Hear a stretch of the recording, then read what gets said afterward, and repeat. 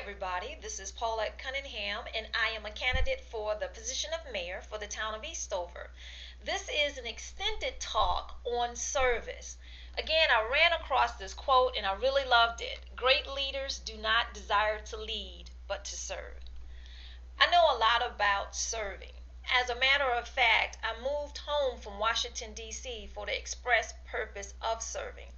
I left a lucrative job and drove back to Eastover so that I could serve the youth of my Lower Richland community because I was concerned about their future. What prompted my move home was a visit to South Carolina Thanksgiving of 1996, and during that visit I was talking to my younger relatives, my nieces, nephews, and cousins, and I was asking them about their work in school. And they said they were making C's, D's, and F's. And I was horrified. So I said to them, those are horrible grades. And one of my cousins piped in and said, well, I did make a C. And I said, a C is not a good grade. And immediately they burst out laughing. I was crying on the inside.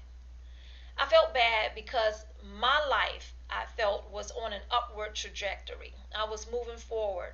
I had a great job. I was in the process of applying to grad school at NYU to get my law degree and my MBA.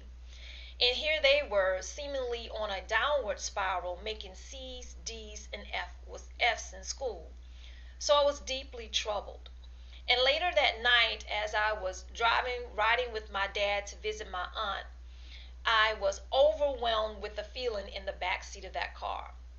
And I can find no other way to express it than I was saturated, soaking wet in the knowing that it was time for me to come home. My hair knew, my bones knew, my toes knew, my blood knew, my eyes knew. I was literally dripping wet in the knowing that it was time to come home. So as I sat in the back seat, I began to cry because I didn't want to come home. I had escaped Eastover, I had escaped South Carolina, and the very limiting life that I had while I was growing up here. So I didn't want to come back. But there was no denying dripping wet in the knowing that it was time to come home.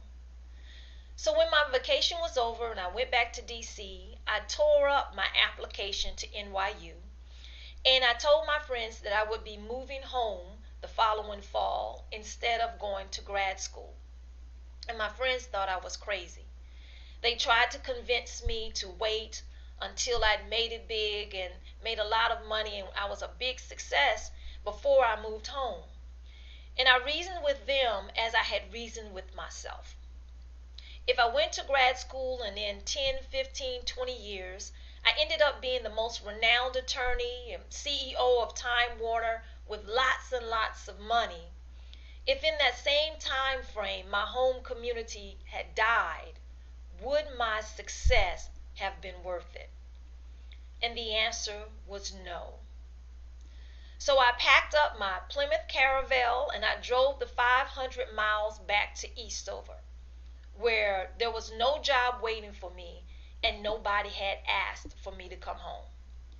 And I set about the task that I had given myself of assessing what was going on with the youth and developing a plan of recommendations to implement. And I'd given myself 2 years to accomplish this. And after those 2 years, I was going to go back to my life and attend grad school at NYU. And so I started interviewing the stakeholders in the community, teachers, community activists, politicians. And one of those stakeholders, Yvonne Hall, suggested that I substitute teach while I was home. And I fell in love with teaching. And I thought to myself, maybe this is how I'm supposed to serve. Actually in the trenches, directly interacting with the youth, giving them my knowledge and skills. Maybe this is how I am supposed to serve. So I continued substitute teaching for the following year, and I went from making $60,000 as an information technology consultant to $45 a day as a long-term substitute. But I loved the work, and I loved what I was contributing back into the community. I went on to earn my teacher's certificate in business education, and I taught for the next 10 years as an award-winning teacher at Southeast Middle School. That was the beginning of my path in service here in the Lower Richland community. Now I wish to continue that path as your mayor of the town of Eastover, so that I can effect change on a larger basis and on a greater scale for our area. So vote for me, Paulette Cunningham, on Tuesday, April 12th, and let's blossom together.